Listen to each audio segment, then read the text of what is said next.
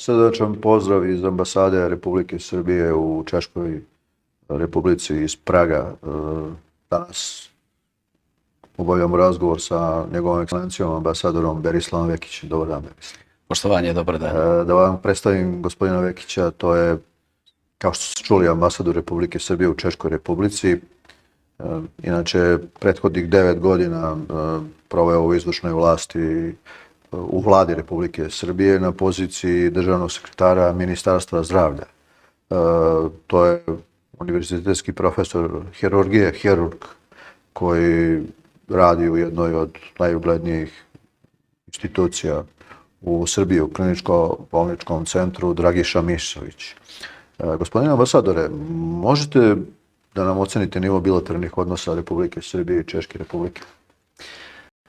Pa prvo izrazio bi veliko zadovoljstvo pozivu da budem vaš gost, jer mislim da odnosi između dve države posljednjih godina zavrednuju daleko veću pažnju nego što je uistinu to prikazano kako kod nas, tako i ovde u Republici Češkoj. Moram istaći da u posljednjih godinu dana, ako krenemo hronološki i pored pandemije koja je zahvatila kompletnu zemaljsku kuglu, mi smo imali izuzetno jedan intenzivan tempo bilaterale između dve države, Republike Srbije i Češke Republike. U februaru, podsjetit ću vas, premijer Andrej Babiš je bio u zvaničnoj poseti, sastao se sa premijerkom Anom Brnabić, nakon toga i sa predsjednikom Republike Srbije gospodinom Vučićem, sa ministrom spoljnih poslova Nikolom Selakovićem, i ona glavna tema njegovog boravka jeste upravo bila kako smo mi rešili pitanje pandemije, kako se mi borimo sa pandemijom, kako smo obezbedili vakcine, tako da se i konkretno uverio kako smo mi napravili modalitete vakcinacije naših građana i posetio je Beogradski sajam gde se uverio kako funkcioniše protokolarno aktivnosti oko vakcinacije. Ubrzo nakon toga usledile su druge, da kažem, posete na nivou Ministarstva spoljnih poslova. Istakao bi posetu ministra spoljnih poslova, gospodina Petričaka, koji je bio gost gospodina Selakovića, gde smo takođe dogovorili mnoge aktivnosti, ovog puta ne samo vezano za COVID pandemiju, nego i za buduću ekonomsku saradnju. Nakon toga usledilo je nekoliko poseta između Ministarstva spoljnih poslova u kojima su učestvovali pomoćnici ministra, od gospodina Smoleka, zatim gospodina Jaroša sa našim ministrom Nikolom Selakovićem, odnosno državnim sekretarom Nemanjom Starovićem.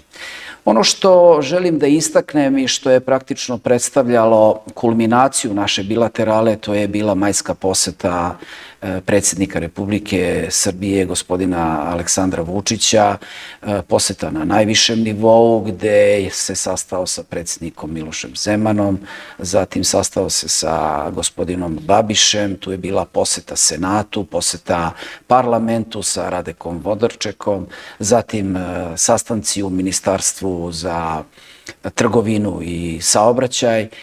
Tu su bili i pojedinačni sastanci sa određenim češkim preduzetnicima, odnosno državnim i privatnim kompanijama koje upravo su završavale pregovore oko daljih investicija u Republici Srbiji. Istakao bi da je tu postavljeno nekoliko jasnih ciljeva, to su uglavnom ciljevi vezano za uvećanje naše ekonomske razmene. Podsjetit ću vas, mi smo najveću ekonomsku razmenu, znači trgovinsku, imali 2020. godine, koja je premašila 1,2 milijarde, i to je prvi puta te godine Srbija bila u suficitu u odnosu na trgovinski odnos sa Republikom Češkom. Ono što želim da istaknem, nismo stali na tome, ta međutrgovinska razmena se uvećava i u prvih 6 meseci ove godine mi smo već imali 750 miliona evra razmene što ukazuje da ćemo premašiti ovih 1,2 milijarde koji je bio rekord zabeležen u 2020. godini. Nakon toga, hronološki gledano, usledilo je još nekoliko poseta, ali ono što treba istaći to je takođe poseta na najvišem nivou predsjednika Narodne skupštine, gospodina Dačića, koji se takođe sastao kako sa predsjednikom Zemanom, tako i sa premijerom Babišem, sa predsjednikom parlamenta i senata, kao i sa ministrom spoljnih poslova, gospodinom Jakubom Kuhlanikom. Takođe definisane su dalje saradnje kako na spoljnopolitičkim aktivnostima oko definisanja podrške Češke evropskim integracijama na putu Srbije ka evropskoj integraciji. Takođe, tu je bio jedan predlog da se unapredi saradnja između dva parlamenta i dogovor između predsjednika Radeka Vondarčeka i gospodina Dačića je bila da se svake godine sastaju interparlamentarne grupe i da praktično svake godine dva parlamenta imaju naizmenično Beograd-Prag, Prag-Beograd te sastanke. Završetak godine obeležili smo sa mešovitim komitetom ekonomskim koji je bio u Pragu ovog puta i tu su pored predstavnika izvršne vlasti bili i predstavnici privrednih grana, zaštite životne sredine, gde su se dogovorile i određene planske aktivnosti između dve države. Podsjetit ću da 2020. godine mi nismo imali taj mešoviti komitet zbog pandemije. Prethodni je bio 2019. godine u Beogradu i ta tradicija održavanja mešovitog komiteta ekonomskog će se nastaviti i u budućnosti. Ako pogledamo unazad 2020. godine zbog pandemije ta bilateralna saradnja je bila vrlo oskudna. Beležimo samo praktično dve posete, to je poseta ministarke za evropske integracije Jadranke Joksimović sastancima V4 kada je presedavala Češka Republika i poseta ministra energetike gospodina Antića kod kolege ministra za energetiku u Češkoj Republici gde je razgovarano oko daljih investicija u rudnik Štavalj, modernizacija energetike i modernizacija rudnika u Srbiji. Tako da, kao što vidite, iako je pandemija učinila svoje, mi smo imali intenzivnu saradnju praktično do poslednjih dana septembra meseca. Znate i sami da smo u oktobru bili svedoci izbora ovde u Češkoj Republici, tako da očekujemo sa formiranjem vlade do kraja ove godine ili već kad se to desi, da krećemo u nove aktivnosti, nadam se u kontinuitet dobrih odnosa i dobrih saradnja između dva prijateljska naroda. Možemo na trenutak da se vratimo na ekonomsku saradnju. Kako bi vi ocenili do dana današnjeg i kakvu predikciju za budućnost ekonomske saradnje Češke Republike, naravno uvažavajući ovaj vakum, tu se ne konstituiše vlada i uvažavajući ovu COVID pandemiju u celom svetu, kako vidite sadašnji trenutak i budućnost ekonomske saradnje? Pa Češka Republika kao izuzetno razvijena država u privrednom smislu, u ekonomskom smislu, kako god hoćete, je jedan od glavnih partnera i podsjetit ću vas da su praktično do pre 2-3 godine bili 15. investitor u Srbiji. Oni su sada već uveliko ušli u prvih 10 investitora, vrlo značajnih investitora za Republiku Srbiju. Samo neke od investicija ću spomenuti, to je kupovina Knjaza Miloša, zatim preuzimanje JAT tehnike, tu je zatim CTP je preuzeo logistički centar, velike aktivnosti na obezbeđenju, postavci sigurnosnih signalizacija, digitalizaciji srpskih železnica, preuzeo je AŽD. Zatim očekuje nas modernizacija i ove pruge između Beograda i Budimpešte, upravo segment između Subotice i Horgoša radiće AŽD. To su samo neke, da kažemo, od aktivnosti, daljih investicija i ulaganja. Ono što moram istaći to je da smo mi jedan izuzetno važan partner Škodi u domenu autoindustrije, da praktično svi vitalni delovi za lanac proizvodnje Škoda vozila se proizvodi danas upravo u Srbiji i to je ono što je Srbiji dalo mogućnost da konačno bude nešto malo u suficitu u odnosu na međutrgovinski odnos između dve države. Ta saradnja se nastavlja. Ono što mogu da istaknem, pri kraju smo razgovora i pregovora oko novih investicija, to će biti Škoda Transport, investicija oko izgradnje novog postrojenja u Kragujevcu za proizvodnju i remont šinskih vozila. Zatim tu nas čekaju dodatne investicije u zdravstvenom turizmu. Česi su jako zainteresovani za srpske resurse u banjskom turizmu, a ono što Srbiji nedostaje jeste upravo jedan kvalitetan menadžment, ljudi koji imaju bogatu tradiciju i iskustvo upravo u banjskom turizmu, koji će podići i taj banjski turizam. Postoje i određeni zainteresovani investitori koji bi i preuzeli određene, da kažemo, srpske banje. Zatim saradnja kreće kako iz domena energetike, gde smo generalno najviše i otišli, upravo dogovaramo i posetu jedne poznate češke firme sa solarnim panelima Republici Srbiji i sastancima u Ministarstvu za energetiku kod gospođe Mihajlović. Zatim tu nas čekaju saradnja gde Česi prednjače, to je rešavanje otpadnih voda, to je nešto gde će Republika Srbija u nastupajućem vremenskom periodu morati uložiti daleko veći iznos finansijskih sredstava, kako iz IPA fondova, tako i iz samog budžeta, da bismo unapredili tu takozvanu zelenu agendu. Tako da intenzivna je saradnja iz različitih segmenata. Vaš kolega, češki ambasador u Srbiji, u Beogradu, gospodin Kuhta, Tomaš Kuhta je inače bivši pomoćnik ministra odbrane Češke Republike. U jednom razgovoru za naš medij je rekao da je pripremljen ugovor da se piloti borbenih helikoptera iz Republike Srbije mogu školovati u Češkom vojnom centru u Pardubicama. Da li ste u toku? Da, u toku sam.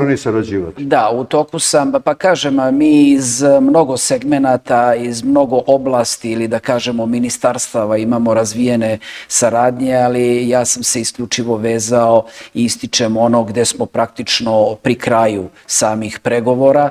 Znači, ne bih želeo unapred da ističem neke aktivnosti dok to ne vidimo da će uistinu zaživeti, ali u svakom slučaju iz domena unutrašnjih poslova kao iz domena odbrane imamo izuzetno dobru saradnju. Podsjetit ću vas da su i policijske snage Češke Republike u grupaciji Frontex zastupljeni na granici između Srbije i Bugarske.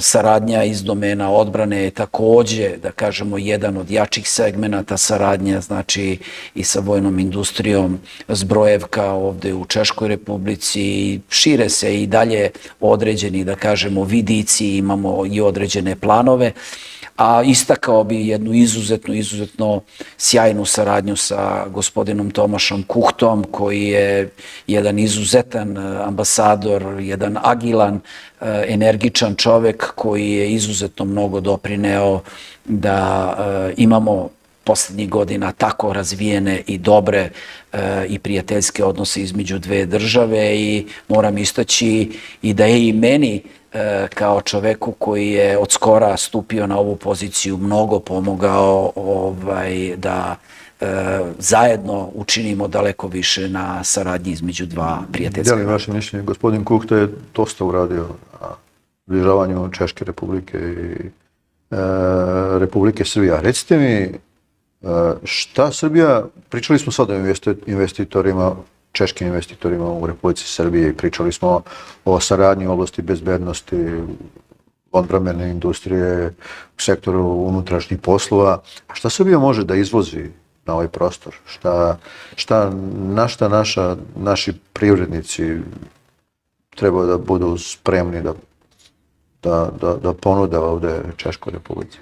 Pa ono što trenutno je glavni potencijal, to je autoindustrija, to sam i istakao, ali pored toga mislim da možemo daleko više da uradimo iz domena poljoprivrede. Tu postoji jedna dobra saradnja između ministra poljoprivrede Tomana i našeg ministra Nedimovića. Nažalost, pandemija je učinila svoje da je otkazana poseta ministra Češkog na Novosadskom sajmu u oktobru mesecu, ali to nije sprečilo da Češka bude glavni partner ovogodišnjeg Novosadskog poljoprivrednog sajma, tako da nadam se i da će rezultati nakon svođenja svih računa Novosadskog sajma pokazati da smo i na polju poljoprivrede otvorili mnoge, da kažemo, aktivnosti i dosta prostora za buduću saradnju. Mislim da je mesto Srbije u izvozu naročito organske hrane ka Evropi. Podsjetit ću vas da ne može svako izvoziti ka Evropi, da moramo ispoštovati i određene standarde, HACCP standarde i tako dalje. Tako da mislim da ćemo i taj segment uspešno otvoriti, jer mislim da Srbija ima izuzetno veliki potencijal u poljoprivredi i mi i dalje moramo dosta toga da radimo na modernizaciji poljoprivrede, pogotovo u toj poluprerađivačkoj industriji radi kvalitetnijeg i boljeg plasmana, ne samo u Češku Republiku i u druge države Evropske unije. Znači, uskoro možda očekujemo punije rafove u Češkoj naših proizvoda za neko vreme. Mislim da bismo trebali da radimo i daleko više i na nekim našim brendovima poput srpskog kajvara, srpskih paprika, srpskih džemova i tako dalje. Mislim da tu su i proizvodi, srpska vina su odlična, svake godine sve bolja i bolja. Zatim tu je i srpska šljivovica, srpske, da kažemo, rakije, tu su destilati, poluproizvodi sa tog polja proizvodnje, tako da... Ja ću prekinuti, znate, često putujem sa raznim delegacijama iz Češke u Srbiji. Sve to što ste popisali, kogod je probao, prosto oduševljen. Pa jeste. I vinima, i rakijama, i hranom. Kažem, postoji veliki potencijal, ali kažem, sa druge strane treba tržište otvoriti i izboriti se sa kvalitetom, i ono što treba da bude glavni moto gdje mi najčešće možda i padamo, a to je održavanje kontinuiteta i kvaliteta. Nije dovoljno samo uraditi dobar proizvod, marketinški ga dobro pokriti, a onda sa vremenom urušavate kvalitet. Znači, moramo raditi na kontinuitetu i na kvalitetu svih tih proizvoda. Ne bi da vam oduzimam vreme, vjerojatno imate dosta obaveza. Možete za naše gledalce da opišete neke naredne aktivnosti, narednih 3 do 6 meseci koje nas čekaju na polju saradnje Češke i Srbije? Pa to je relativno kratak interval za zacrtavanje nekih, da kažemo, bitnih, većih investicija, odnosno aktivnosti, ali opet podsjećanje, ovde je upravo su završeni izbori, čekamo formiranje nove vlade, čekamo, da kažemo... Izvinite, nisam mislio samo na investicije, nego uopšteno, kakve su planovi?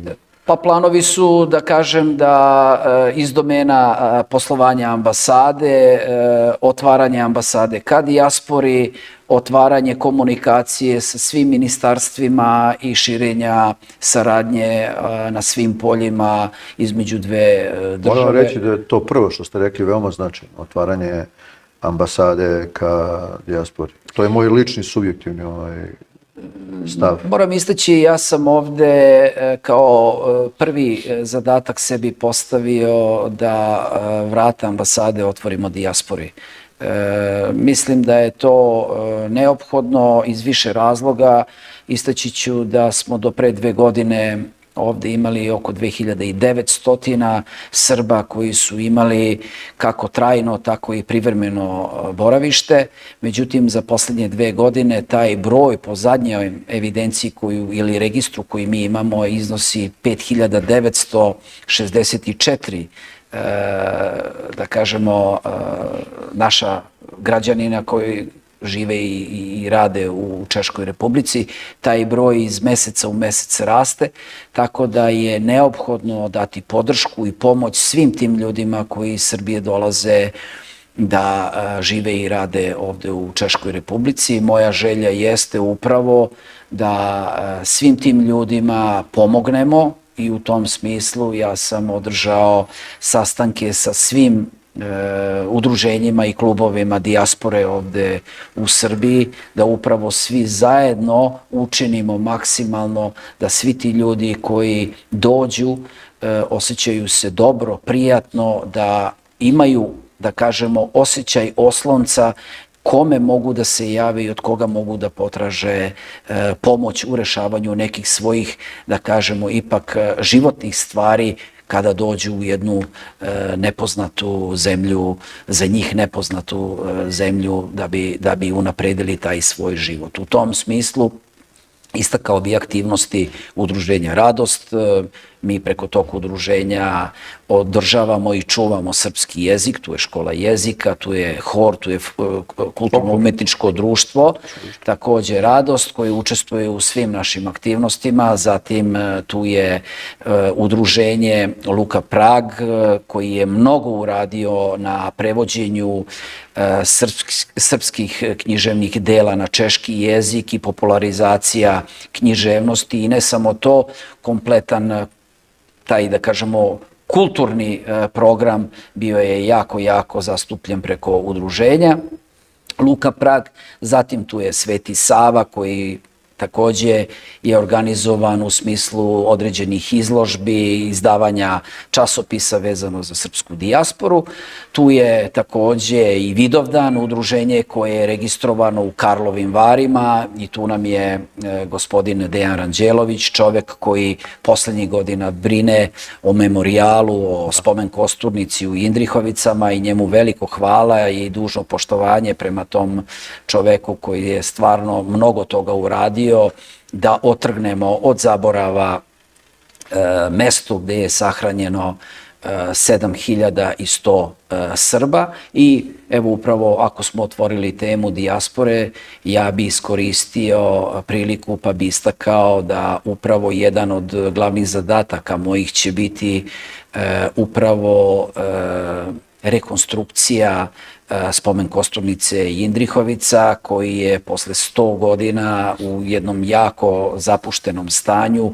Vlaga je napala taj prostor, tako da moramo pristupiti očuvanju svih tih 7100 sanduka i kompletnog prostora i u tom pravcu ja sam već obavio razgovore i obezbedio finansijska sredstva za izradu idejnog projekta sanacije Indrihovica, a već za sledeću godinu, pošto je to u nadležnosti Ministarstva za rad, zapošljavanje i socijalnu politiku naše vlade, obezbeđene su i prve pare za rekonstrukciju spomen kosturnice, tako da mislim da ćemo uraditi jedan dodatni iskorak i uz pomoć Ministarstva kulture i uz pomoć Ministarstva prosvete da se čuje malo više za Indrihovicu, da naše ekskurzije ne dođu samo u Prag, nego da dođu i da obiđu ipak jedan memorijal, da ne zaboravimo ipak 7100 logoraša koji su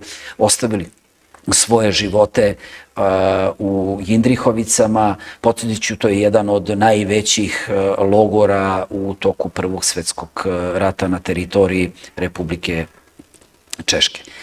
Tako da istakao bi formiranje asocijacije, takozvane Češko-srpske asocijacije, asocijacija koja je od skoro registrovana i koja će imati jedan izuzetan, ozbiljan zadatak za upravo povezivanje kompanija i firmi i istakao bi od skora udruženje Solidarnost, na čijem čelu je Sandra Huri, koja je osnovala udruženje koja želi da svakom onome ko dođe u Češku Republiku zbog posla omogući brže i bolje snalaženje oko dobijanja viza, regularnih papira i svega ostaloga, ono što je za naše ljude koji dođu ovde nepoznanica zbog nepoznavanja jezika i tako dalje i tako dalje. Tako da dosta radimo znači na umrežavanju i podizanju nivoa da kažemo usluga. I na kraju, malo sam možda i opširan, ali želim da istaknem da smo dosta toga uradili i u okviru same ambasade. Završili smo jedan prostor, klub prijateljstva iz donacija gde ćemo praktično praviti promociju srpskog turizma, gde ćemo organizovati književne večeri, koncerte i zbog ove pandemije odložili smo otvaranje tog kluba. Čim broj novozaraženih ovde na prostorima Češke Republike padne, organizovat ćemo jedan koncert. Tom prilikom koncert će biti koncert za harfu naše umetnice iz Srbije, koja je ovde profesor na Češkom konzervatorijumu, Ane Bateljević, tako da, eto kažem, i na taj način ćemo obeležiti upravo sve te aktivnosti vezane za dijasporu. Rado sve to čujem, to je zaista jedna nova energija za tako kratko vreme. Nadam se da ćemo izveštavati još dobrih stvari. Odlično je da se stvari pomeraju, kako bi mi rekli, narodnim jezikom. Ajmo sada na najvažniju temu. Za mene je najvažnija tema, pretpostavljam za vas, češka podrška Republici Srbije u vezi članstva u Evropskoj uniji i češko predsjedavanje Evropskom komisijom u drugoj polovini 2022. godine. Molim vas da kažete kako vi to vidite u vezi značaja češke podrške, u vezi perspektive i saradnje, u vezi značaja naše Republike Srbije koja želi da uđe u Evropsku uniju. Jeste. Naš put i dalje ostaje dominantan put ulaska u Evropsku uniju i na tom putu znate i sami da moramo rešiti i promeniti, da kažemo, i određene zakone, određene normative, prilagoditi se svim tim direktivama koje nam diktira Evropska unija, što će u svakom slučaju unaprediti kvalitet i života i funkcionisanja u našoj državi. Ja moram istaći da mi ovde imamo izuzetno dobru saradnju sa Ministarstvom spoljnih poslova Češke Republike, da smo u praktično kontinuiranim aktivnostima, razgovorima, rešavanjima praktično u hodu oko svih potencijalnih problema ili pitanja koje dobijamo od vlade Češke Republike. Istakao bi da smo u svemu tome bili jako uspešni i da smo imali izuzetno razumevanje i podršku i istakao bi da je i u direktnoj komunikaciji između ministra spoljnih poslova Kulhaneka i mene na razgovorima istaknuta ta nesebična pomoć češke vlade na putu Srbije i podsjetit ću vas takođe da je gospodin Kulhanek istakao i prvi potegnuo pitanje tog specifičnog datuma ulaska Srbije u Evropsku uniju. Bili smo, ajde da kažem, blizu dobijanja i tog konkretnog datuma na samitu na Brdu, međutim nije napravljen konsenzus, ali ipak napravljena je jedna vrsta iskoraka po tom pitanju na daljem putu Srbije ka Evropskoj uniji. Ono što je dominantno i što pretpostavljam da naše gledaoce, odnosno vaše gledaoce najviše zanima, jeste da smo mi praktično od Češke Republike dobili svih 7 zelenih svetala za klaster 3 i za klaster 4. Podsjetit ću vas, u klasteru 4 imamo nekoliko bitnih aktivnosti, to je životna sredina, to je transevropske mreže, tu je energetika. Znači dobili smo sve praktično potvrdne saglasnosti, kao i za klaster 3 gde imamo digitalizaciju, imamo poresku politiku, imamo socijalnu politiku i zapošljavanje. Znači dobili smo sve pozitivne odgovore, tako da što se tiče Republike Češke, oni su ostali stvarno jedni od glavnih, da kažemo, naših prijatelja i partnera koji nam nesebično pomažu na našem putu, tako da i ovu, da kažem, priliku koristim da se kompletnoj vladi na čelu sa gospodinom Babišem i gospodinu Kulhaneku zahvalim na svim dosadašnjim, naravno i Martinu Košatki i kompletnom timu koji je zadužen za Zapadni Balkan, odnosno za Srbiju, da im se zahvalim na izuzetnoj saradnji, na podršci i na pomoći oko dobijanja svih ovih saglasnosti. Nadam se takođe da će i nakon formiranja vlade nastaviti se taj kontinuitet dobre saradnje, dobre podrške i dalje podrške buduće češke vlade i češkog naroda na evropskom putu Srbije. Srbija se opredelila da hoće Europsku uniju i to je naša jasna međunarodna i spoljna politika. Ono što bih primetio je da je na nama da radimo, da uđemo u Europsku uniju i mi smo glavno to dobro i radili. Mislim da treba da nastavi Srbija da radi isto i još više da se približi Europskoj uniji, a od naredne vlade Češke Republike očekujem, kao svaka država koja nasleđuje sve agende od prethodnih vlada, da nastavi sa tim. Možda će izgledati drugačije sastav vlade, biće možda malo različite političke strukture zastupljene u novoj vladi, ali sigurno ako Srbija bude uložila tu energiju koju je ulagala do sad ili nešto malo više od toga, da će imati jednu veoma, veoma značajnu podršku. Teško je sad izmeniti tu agendu dobrih odnosa između nas i Češke Republike. Pa ja bih istakao viševekovno, možemo slobodno da kažemo viševekovno dobre odnose između dve države, između dva naroda, dve nacije. Kad pogledate kroz istoriju, ako se vratimo nekoliko vekova unazad, setit ćemo se jedne dobre relacije i dobrog odnosa u pisanim dokumentima između cara Dušana i Karla IV. Podsjetit ću vas da su vitezovi cara Dušana bili zaštitnici, bili poslati u Češku, odnosno kod Karla IV. Da budu praktično njegovi zaštitnici. Zatim, dobri odnosi se nastavljaju i u vreme vladavine kralja Aleksandra Karađorđevića, sa dobrim odnosima sa gospodinom Masarikom.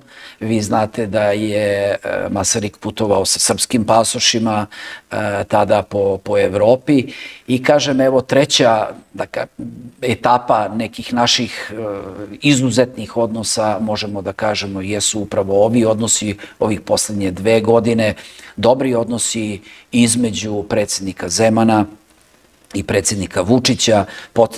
Podsjetit ću vas i na izjave koja je ganula sve ljude u Srbiji, izjava predsjednika Miloša Zemana za izvinjenje za bombardovanje. Takođe izjava predsjednika Vučića da smo mi dva bratska naroda, pomoć koju je Srbija uputila. Jesmo mi stvarno dva bratska naroda ili smo toliko bliski? Pa koreni su nam isti, ali da vam kažem, imam utisak da možemo da kažemo da smo dva bliska naroda, odnosno dva bratska, da kažem, naroda, jer ovde danas u Češkoj, kad kažete da ste Srbin, svi pozitivno klimaju glavom i mislim da smo već iako se dosta situacija menja, moram priznati da kad kažete da ste Srbin, ovde su vam ipak već pola vrata otvorena u komunikaciji i u daljim nekim aktivnostima. Tako da i moja želja i nadam se da ćemo i u buduće održavati i razvijati te bliske, prijateljske, bratske odnose, jer to se mora negovati. Ja imam takav politički stav kroz svoje političko delovanje da nam je, što se tiče Evropske unije, jedan bitan stepenik, ta Višegradska četvorka u kako god formi da bude funkcionisala. Mislim, nekada davno unazad sam slušao da neki političari u Srbiji da žele da im bude ideal Nemačka ili Francuska. Mislim da je to bilo malo nerealno. Ta Višegradska četvorka nam je jedan bliži ideal, a preko nje ulazak u Evropsku uniju. Mogu da vas pitam ovako nešto neobavezno. Kako vam se sviđa u Pragu? Hrana, grad, restorani, ljudi, umetnost, šta god je ostalo utisak na vas za ovo kratko vreme?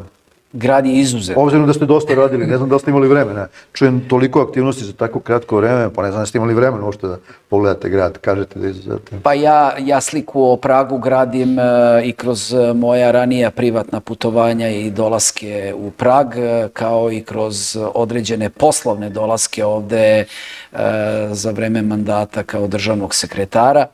Tako da uvek je bilo oduševljenje doći u Prag, ne kažu džaba, zlatni grad ili grad Disneyland za odrasle, kako neki vole da kažu. Predivan grad, grad kao muzej. Vi jednostavno tog grada ne možete da se nagledate.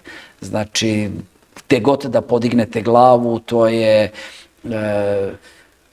jedna prelepa zgrada, jedna prelepa arhitektura, sve je to sačuvano, sve je to autentično, znači mnogo se vodi računa o svemu tome, pa evo ja ću istaći i zgrada ambasade koja je poklon Masarika kralju Aleksandru Karađorđeviću i naš poklon njima jeste ambasada u kojoj je danas jeste preko puta Narodne skupštine. Ova zgrada u kojoj smo mi danas je zgrada iz 1773. godine. Znate, živeti, boraviti, raditi u jednom takvom zdanju je velika privilegija za mene, a sa druge strane i, da kažem, velika obaveza. I to je ono što vi viđate i gledate oko sebe. Tako da, ako mogu da kažem, kroz jednu rečenicu, pa reći ću vrlo jednostavno, jako sam sretan što sam u Pragu. Hvala vam na razgovoru, gospodine Vekiću. Impresivno je da ste toliko toga uradili za ovako kratko vreme. Ja očekujem da ćemo se uskoro ponovo vidjeti sa novim vestima za naše gledalce. Ovde se očigledno dosta radi, znate. Mnogo mi je drago da vidim da napredujemo u tim našim bilateralnim odnosima sa Češkom Republikom. Nadam se ćemo se uskoro vidjeti. Vama hvala na pozivu i bilo mi zadovoljstvo. Hvala.